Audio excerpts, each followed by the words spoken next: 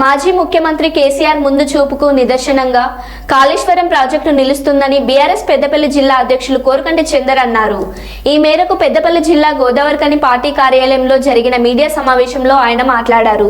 కాళేశ్వరం మునిగిందని కాంగ్రెస్ నాయకులు అసత్య ఆరోపణలు చేశారని, అవన్నీ అబద్ధమని, తాజా కాళేశ్వరం ప్రాజెక్టులో నీటి నిల్వతో తెలిసిందని అన్నారు. కాళేశ్వరం తెలంగాణకు వరం లాంటిదని, అలాంటి ప్రాజెక్టుపై కాంగ్రెస్ నాయకులు కుట్రలు చేస్తున్నారని విమర్శిస్తున్నారు.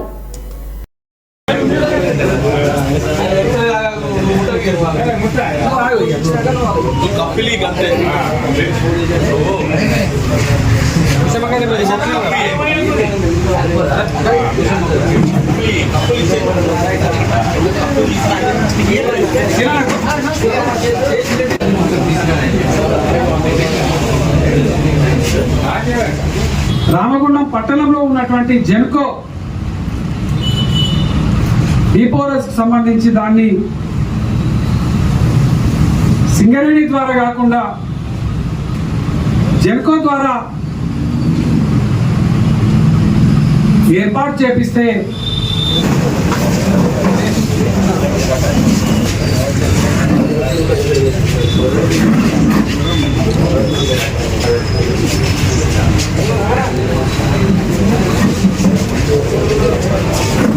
రైతు రుణమాఫీ అయోమయం భజగోవిందం లాగా ఉంది. సీఎం గారు ఒకే దఫలో రుణమాఫీ చేస్తున్నామని చెప్తారు, మంత్రులేమో 3 దఫాలుగా చేస్తున్నామని అంటారు.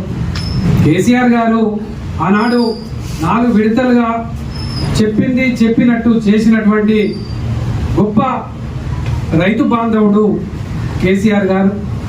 రైతు బంధు 700 కోట్ల రూపాయలను ఆనాడు డిసెంబర్లో ఎలక్షన్ కోడ్ సందర్భంగా వీళ్ళే ఎన్నికల కమిషన్కు చెప్పి ఆపించి ఆ 700 కోట్ల రూపాయలను ఇప్పటి వరకు రైతు భరోసా ఇస్తామని ఇవ్వనటువంటి యొక్క మోసం పూరితమైనటువంటి మాటలు మాట్లాడి అబద్ధాల ప్రచారంతో అధికారంలోకి వచ్చినటువంటి ఈ యొక్క కాంగ్రెస్ పార్టీ ఎలా రైతులకు ఇస్తాన్న బోనస్ ఇవ్వడం లేదు, రైతులకు ఇస్తాన్న భరోసా ఇవ్వడం లేదు, కౌలు రైతులకు ఇవ్వడం లేదు. రైతులు ఎలా ఆగ్రహంతో ఉంటే రుణమాఫీ చేస్తున్నామని అనేక రకాలైనటువంటి ఆంక్షలతోని ఈ రుణమాఫీ చేసినటువంటి ఈ సందర్భంలో సంబరాలు జరుపుకుంటుంటే రైతులు ఎలా ఆశ్చర్యపోతా ఉన్నారు.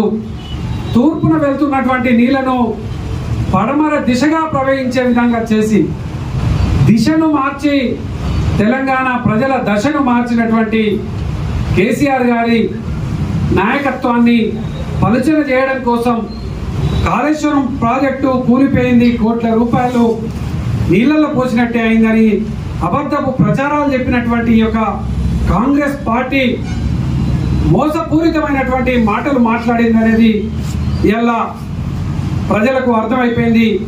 వాళ్ళ మోసాన్ని ఇలా ప్రజలు చూస్తూ ఉన్నారు.